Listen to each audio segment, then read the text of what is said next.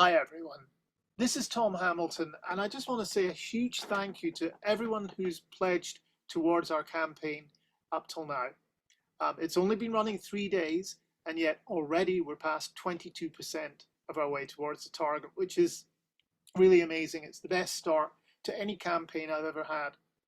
Now, I really appreciate the level of support and commitment that I get from everyone in the Kickstarter community, people that come back project after project and continue pledging.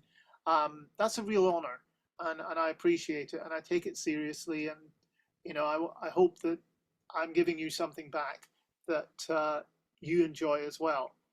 So thank you for that.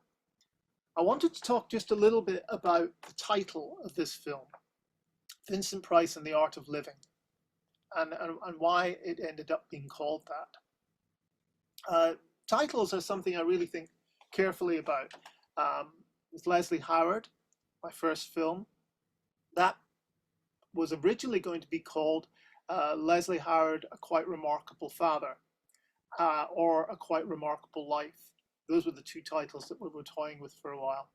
And one night, I was at a show, at a gig, I'd had a few drinks, and I was just looking at the stage and watching this band play, not thinking about Leslie Howard.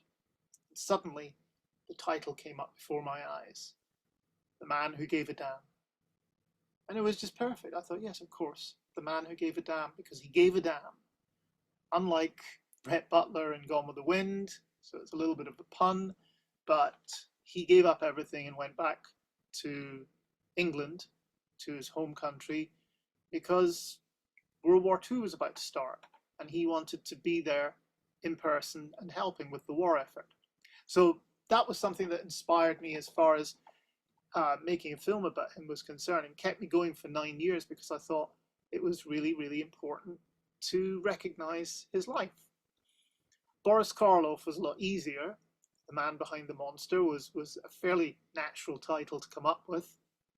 But at the same time, it was, again, it was the man behind the monster that was the thing that I really liked about the subject, because of the things that he used his fame for.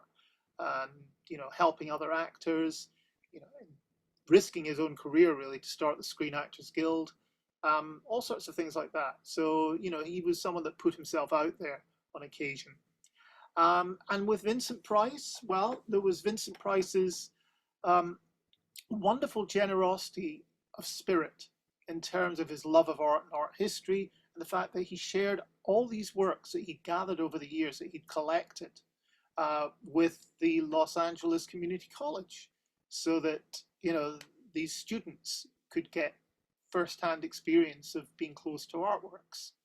And he went there as a guest lecturer and things like that as well. So he was really giving of himself. And this is something that I find, again, is inspiring. And I want to share that with other people, because I like people that set great examples of how they use their fame.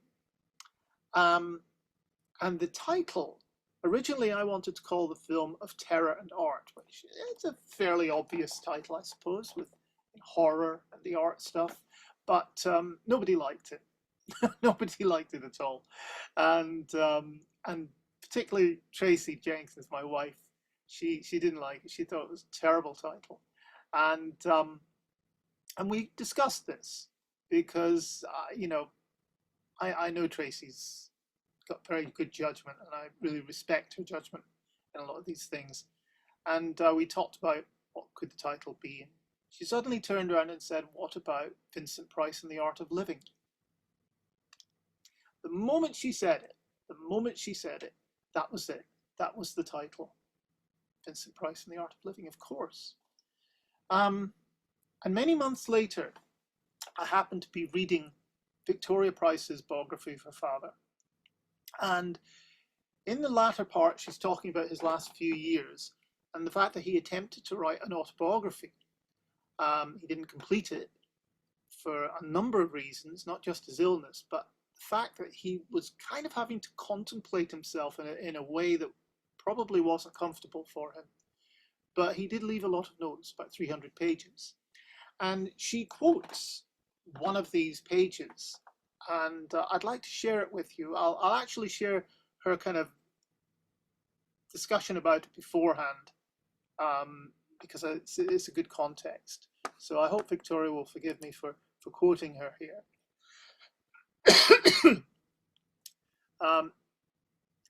But completed or not, a record remains. Hundreds of pages containing marvelous stories of his life in art, film, theatre, and radio.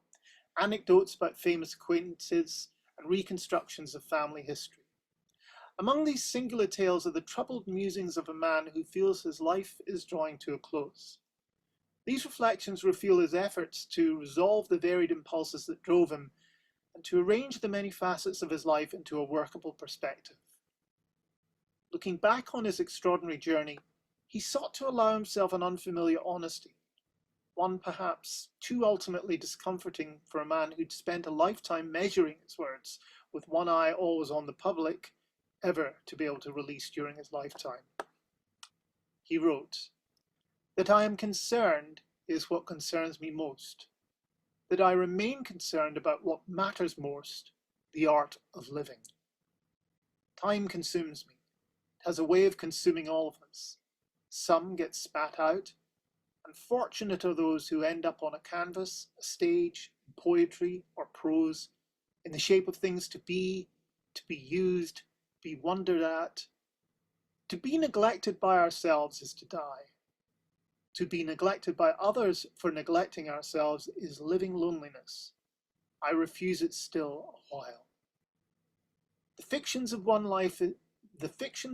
life is the truth. There is no lie in living. I have been human to the point of madness, have attempted rejection of my humanities to the edge of non-acceptance of myself as myself. Only one escape, not passion and not love. Only through the illuminated exit of the arts have I been anchored in my life." I think that really says a lot about Vincent, and I think it really says a lot about why I want to make this project. It's these kind of things that drive me.